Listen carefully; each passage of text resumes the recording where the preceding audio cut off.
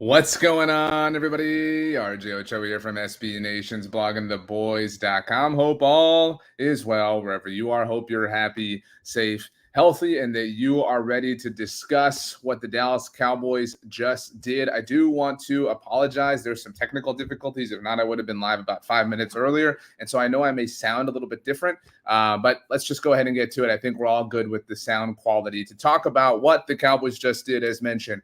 All right, we are in the middle of the first round. As we said, I think the Colts just took Tyler Warren in real time, but the Dallas Cowboys spent the 12th overall pick on Alabama guard Tyler Booker. Now, there's a lot to get to. There's a lot to unpack, and I imagine there's a lot of frustration that has boiled over, or that is beginning to maybe boil. Maybe it hasn't even fully boiled over at this point in time. I think, let's lay out the factual part about this. Ted McMillan was the target. Ted McMillan was my priority. I think I speak for a lot of you.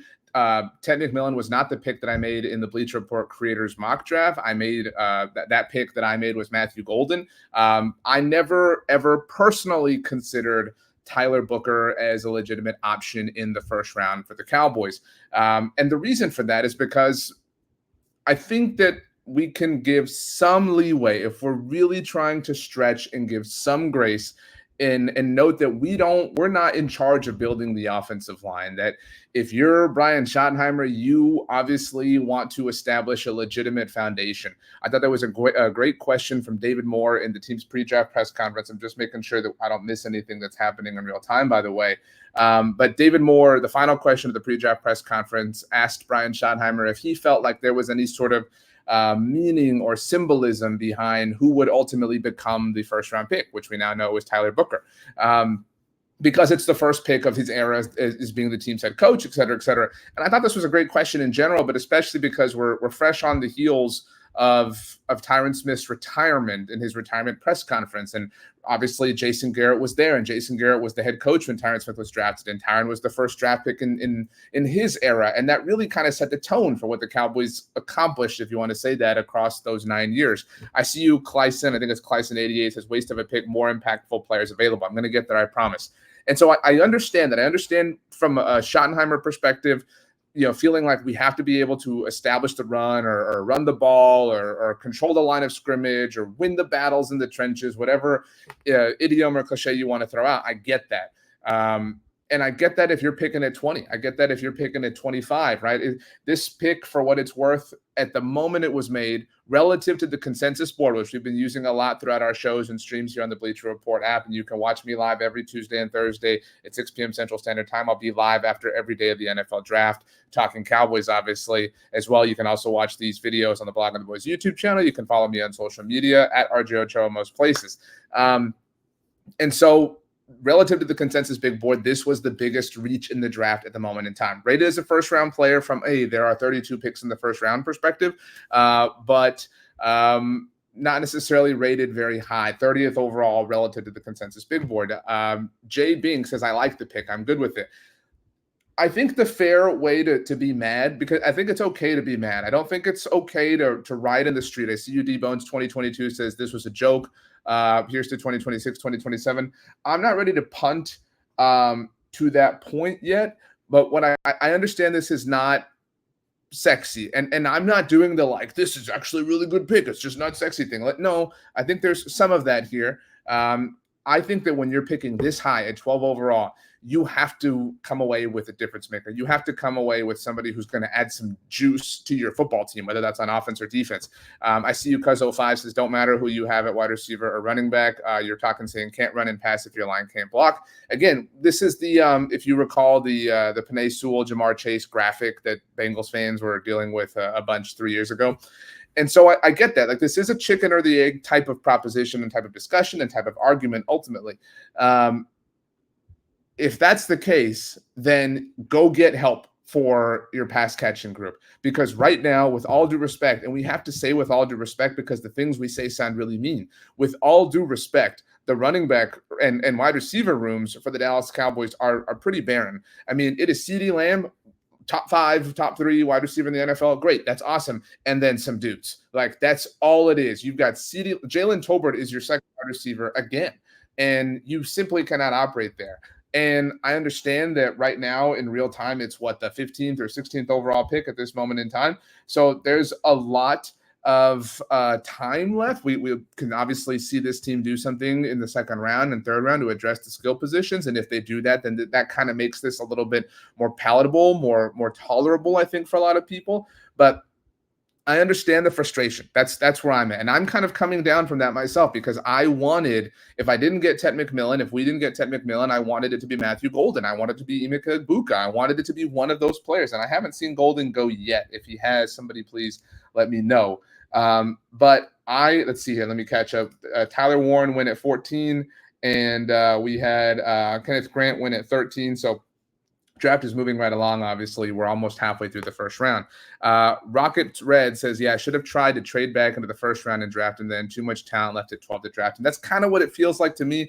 I understand being in love with your guy, being in love with the idea, being in love with the process, being in love with the disposition, again, wanting to establish all these things. I get that. And I think that Tyler Booker was a very good player. And we can obviously connect the dots that Zack Martin has retired, and, you have to kind of figure this out. But, now you're I don't want to say, Cowboys, you're on a little bit of borrowed time, but that we were totally willing to give you the benefit of the doubt on the Tyler Smith pick when we were pissed off 3 years ago, and you proved us right. And so we said, okay, you know what? You proved us right. We were wrong.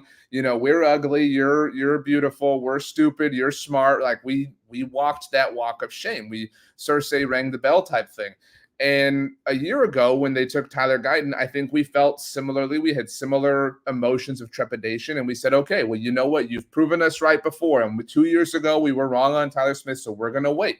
And Tyler Guyton looks a little bit shaky. So it kind of feels like, they're like their fastball's losing a bit. You know what I mean? And I'm not saying that that's the case here, because I think that a lot of people think really highly of Tyler Booker, but you really have to prove to us that you still can do this, because if you can't, you have now spent 3 of your last 4 first-round draft picks on the offensive line. You've actually spent your last 4 first-round draft picks within the trenches. You could go 5 if you want to include Micah Parsons in the discussion, although Micah is obviously unique in that he's used a variety of ways.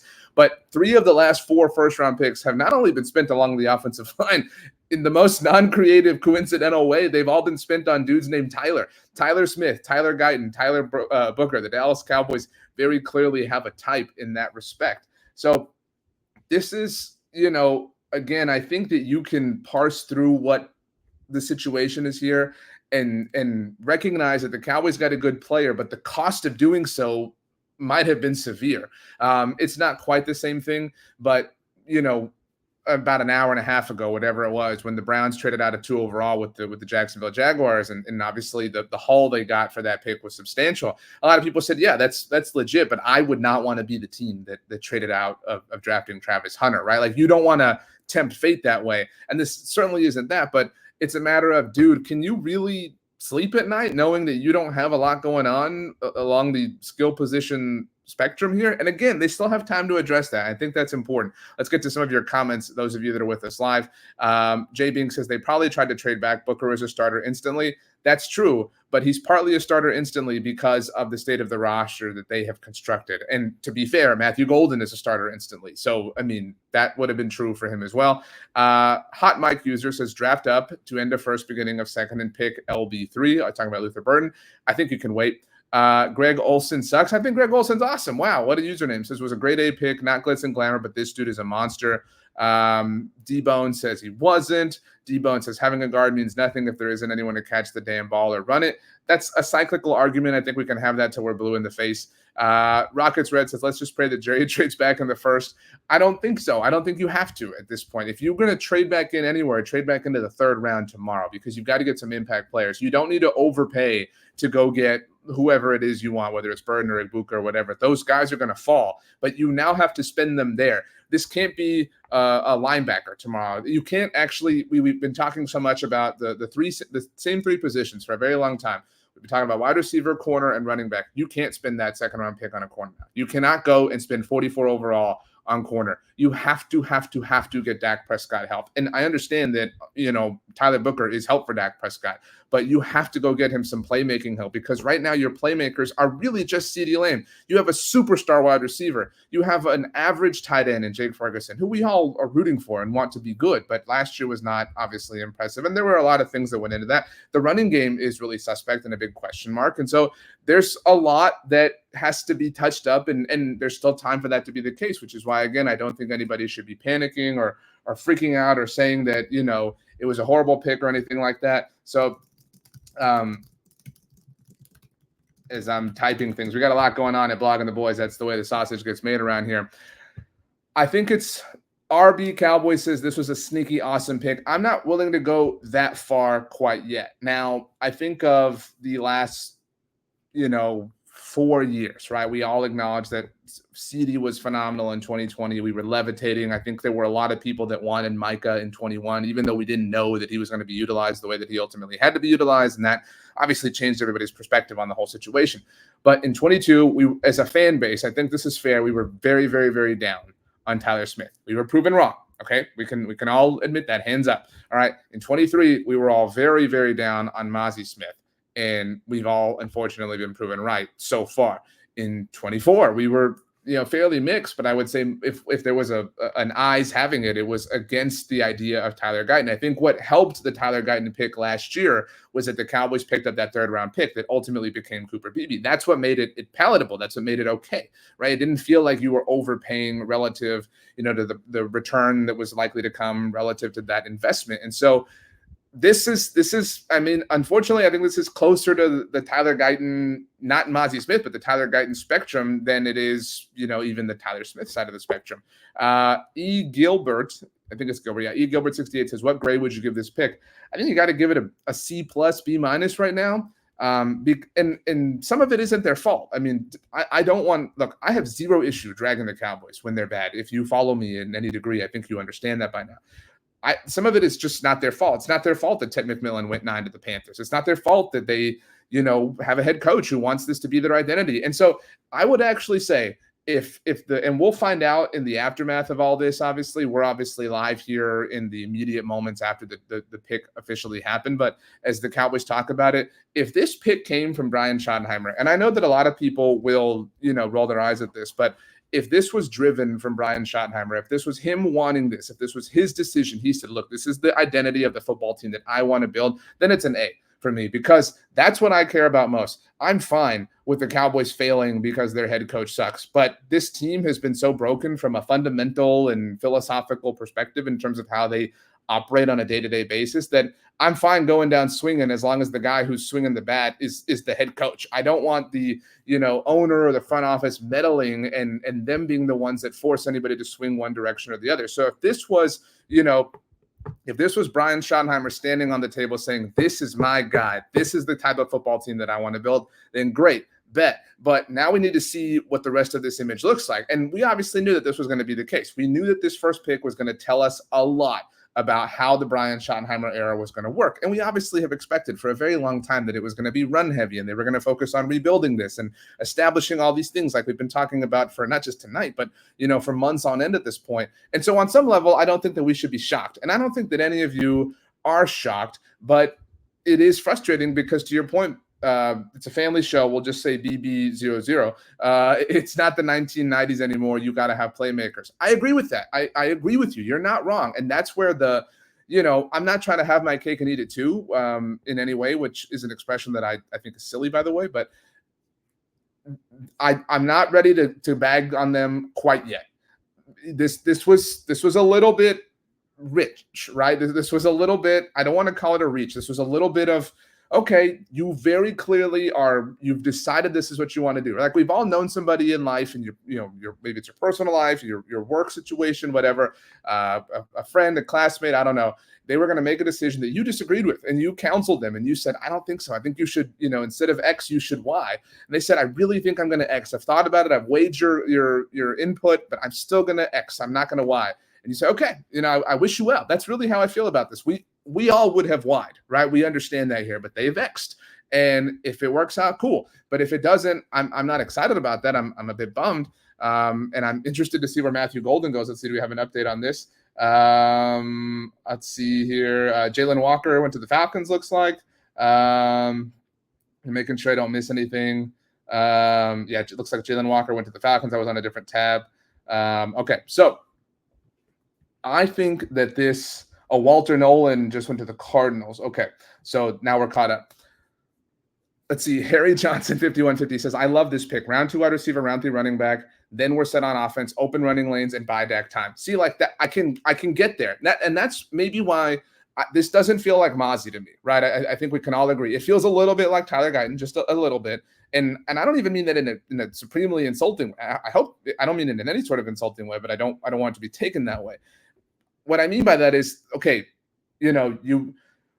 this team is building a house, right? And we've all said, okay, you need to lay the concrete first before you put up any walls. And so we think we're going to put up a wall first. We're kind of like, I don't know, man. I mean, this is a weird way to go about it. But at the end of the day, it's still just one step towards building a house. That wasn't the best analogy. I'm not very proud of it, so I apologize. But if this is step 1, and to your point, Harry Johnson, if we see them come down on Friday night and attack with a running back position, okay, great. And look, I know a lot of us want to see Dak Prescott lead this team and pass, and CeeDee Lamb, catch, and all these different things. But if we are to believe that this is going to be some early 2010s Jets, Brian Schottenheimer teams, right? We've obviously been trying to figure out and assess what this offense is going to look like under him, because we have no idea. It's been forever since he called offensive plays for a non-Seahawks team, the let Russ cook phenomenon and all that stuff. So that being said, you want to run the ball? Cool. I mean, then do it. If you want to run the ball, then this is the way to do it. And so it's difficult to come away with any other interpretation than you want to run the ball. Now, you obviously have a very talented quarterback. You have one of the best receivers in the NFL. You have all these different things. And so, I mean, sorry, like I said, we got a lot going on, got multiple screens, different things happening here.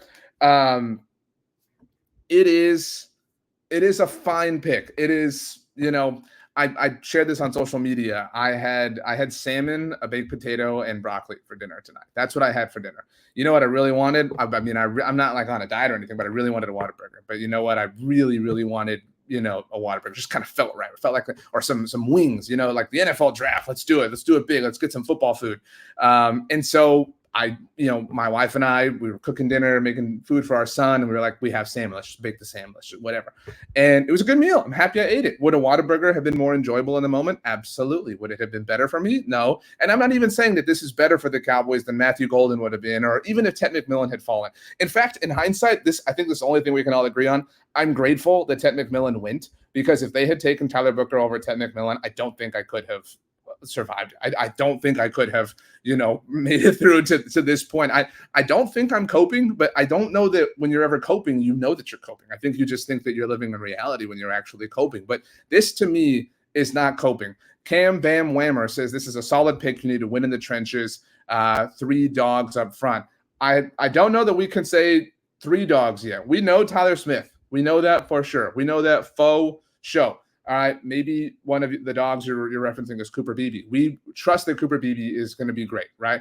We have high hopes for Tyler Guyton still. Tyler Booker, okay. Now, while I know that we're kind of still out as a jury on Tyler Guyton, what I will say the Cowboys do not miss generally is interior offensive linemen. Think that's fair to say, right? We give them Tyler Smith, we give them Zack Martin, obviously. Lyle Collins was a unique situation. But even the guys who we've proposed to play guard or play along the interior, TJ Bass or Brock Hoffman, the guys that we have said you don't need to go interior because you have these guys, they know how to find and cultivate that talent. They had a little bit of a miss right now at tackle relative to Tyler Guyton. They had a little bit of a miss, relative to Terrence Steele, although the early years were wonderful. So, this is a fine move. You can make an argument that another one would have been better. And I think that's ultimately the clarity that we're sort of realizing here together is you could have done something that may have been better. And we wanted that. And it's okay. It's okay for that to be the case. But I don't think that we can unequivocally say this was the wrong move. Would something else have maybe been better? Absolutely. Could it have potentially yielded more points? Maybe. But again, back to the question, and I loved the question from David Moore, and congratulations to him again on his retirement. If we subscribe to the idea that the first draft pick of the Brian Schottenheimer era is about any sort of symbolism or, declaration of disposition and how the team is going to operate, what their attitude is going to be like as long as Brian Schottenheimer is the head coach, then doesn't this jive with everything that we have assumed and presumed about this man and how he's going to work this offense? Haven't we all not only assumed, but kind of been told by him and the front office that this is a football team that's going to be built in the trenches, that is going to be very stable up front, and that is where the foundation is going to come from? Do the other positions and ways you win a football game matter? Absolutely. But you have to be sound right there. And it seems very, very, very apparent that is the direction that the team is comfortable in going. And so I don't doubt the pick. I would have done something different. And I think that is an okay way to feel. I think that, it is so rare that, the CeeDee Lamb pick happens, right? Where we're all like, this is the guy, this is the guy, this is the guy. Oh my gosh, he fell. It happened. They took him. This is nirvana. That is very, very, very rare. Okay. So while I will say, and maybe a lot of you who are positive in the chat here, and I tip my hat to you, maybe all of you, when tonight began or today began or this week or last month or whatever, maybe you said, dude, I don't want Ted McMillan. I don't want Matthew Golden. I want an offensive lineman. Again, making sure I don't miss anything crazy. The Bengals took Shamar. Okay. Maybe that's what you were saying all along. And if you were, kudos. I hope you're happy. It's just, I think that we're going to, in the aftermath of this, associate the idea of taking Matthew Golden. Matthew Golden's kind of the placeholder for the argument, as that was the fun pick, and this is the solid pick. This is the pick that's good for this is the salmon, but the Matthew Golden would have been, candy and ice cream for dinner. I don't think that's fair. I think that, it was still a meal. It was still protein and things that you needed. It just was something different. It was a different type of, fast or diet or whatever. And so I maintain that this was a good decision. Let's see here. Patrick Walker, DallasCowboys.com, friend of mine, tweeted out that Brian Schottenheimer did stand on the table for Tyler Booker. And so in that sense, respect. I mean, in that sense, look, we all feel, or maybe you still feel, but we all at the very least felt a very certain way about the hiring of Brian Schottenheimer to begin with. That being said, he's the head coach, right? Like, we can't change it at this point in time. We can't lament. We can't cry over the spilled milk or whatever, blah, blah, blah. So, okay, that's your head coach. Then let him coach. Then let him stand on the table. Let him get his guy. That matters more to me. That is what matters the most to me as a Dallas Cowboys fan, that you let the man in charge be the man in charge. I agree with you. Harry Johnson, 5150, says wide receiver is easier to find than good offensive linemen. That's very fair. Joel, the pastor, hello, pastor, hope you're doing well tonight, says, do you think they could have traded down? I think they probably could have, but they just probably didn't get, an offer that they liked. I mean, sometimes it can be that simple, sometimes. And I think that look, I understand if you follow me on social media that I get galaxy brain about a lot of things relative to the Dallas Cowboys, and I've been doing it for a long time. But sometimes it really can be as simple as, look, dude, we really want to build up the trenches. We're tired of getting pushed around. Look at the Eagles and how monstrous they are in every sense. And we can sit here and be like, well, they didn't build their team this way. Good for them, man. Seriously, I hate them so much, but if you don't respect the Eagles and how they do things, I don't think you're being fair. And so good for them if they did things differently that worked for them. But guess what? I don't trust this team to do that, right? We can be fair in that sense. We can be honest in that sense. So if they feel, I know that I have done this myself. I know that we accuse this team a lot of living in the 90s, right? Of just trying to replicate. And there was the comment earlier, the glory days and get your tailback, your starting guy, Zeke is your Emmett, and blah, blah, blah, all this different stuff. I don't think that they're doing that right now. I think, if anything, look, multiple things can be true. The decade of Jason Garrett was a failure in basically every way, but they were competitive. They obviously, had a lot going on for them. Again, you get what I'm saying. That being said, they might view this as, what helped us that entire run? What bought us a decade and change of relevance? Not that being relevant is the goal, but what served as a legitimate foundation for what we did throughout that run. It was that first round pick in 2011. It was that first round pick in 2013. It was that first round pick in 2014. Those three things were three of the biggest reasons why we came as close as we did. And damn it, it's unfortunate that we only came close and we didn't get it all done. And that's a shame. But if we want to begin to be, the climb to just get close right now, and then we figure out how to get further than we did 10 years ago, we've got to do it the same way. This feels very similar to that. Harry Johnson, 5150. This obviously discussion is about the drafting of Tyler Booker, but you asked how I felt the Cowboys did in free agency.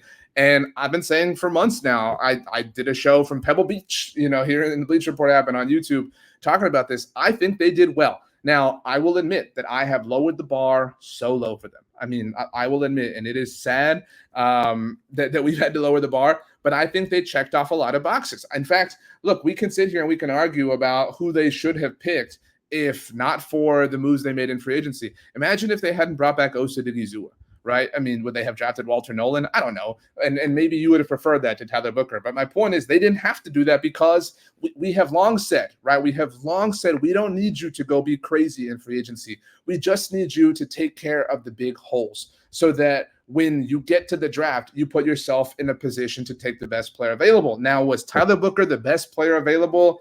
That is not something that anyone can argue. All right, we cannot. This is not Zack Martin in 2014. This is not CeeDee Lamb in 2020. This is not that. But this was a marriage, maybe, like a 70-30 of, okay, he's a really, really, really good interior lineman. He's a really good guard. Zack Martin just retired, and we've got a chance to pick up another Infinity Stone. And so in that respect, I can walk that line. I can live in that logic. I can accept that truth. I can mentally do that math. They do a lot of things that are difficult. And look, this is a little bit about the bar is so low, but my biggest criticism of the Cowboys last year, and we all acknowledge that 2024 was an embarrassment. It was a black stain on this franchise's, once sterling history. But my biggest criticism of them relative to how they handled free agency and the draft and the contract disputes or whatever, procrastination with Dak and CeeDee, my biggest complaint was that they did not have one North Star. I said that phrase many, many, many times, many videos, many podcasts. I posted it on social media, all sorts of places. I always said they do not have one North Star. If you have one North Star, I might disagree with it. I might not agree that is the direction that you should be going in, but at least there is logic behind all of your energy, all of your power, all of your momentum going in that direction. You have a goal that you're trying to accomplish. And what I mean by that is people would say last offseason, like, oh, they're clearly trying to get Dak off the books, and then they sign him at the very, end of the 11th hour. Things like that. Like, if they had not signed Dak, that would have jived with, at least one, common direction to move in. But they acted as if they were win now or all in, or they had time to wait, or they were rebuilding. Like, nothing they did made sense. And so where I am most excited about the Tyler Booker pick relative to what we've seen in free agency and relative to the level of influence that we've seen Brian Schottenheimer have just to this small part of his time as the team's head coach, they have a common North Star. They have one direction. And one of the sickest parts about that, not to overhype Brian Schottenheimer, is that he's the front man for it. He's the dude who they have out in front singing the songs. They're fine in the back. They're playing the bass guitar. All right. That's Stephen Jones is playing the bass guitar right now. That's how much the front office has fallen back. So do I agree with the direction that the North Star is in? No, I would have looked at the North Star that's in the Northwest quadrant or whatever. I'm not an Eagle Scout. I don't know how this works, but they're like, no, we like the Northeast side. We're heading that way. We're moving this direction. And so we're generally moving the same way, right? We're moving north, which is, ultimately the way you want to go. I just would have gone about it one way. And maybe you would have gone like a little bit further west, or maybe you would have been a little bit just straight up north, but they have identified a singular North Star that they are headed towards, and they are putting all of their energy behind that. That is a very good thing. That is something that we should celebrate. We can quibble and we can be upset or debate or argue or hopefully properly discuss the Tyler Booker pick and any pick that they're going to make over the course of this weekend.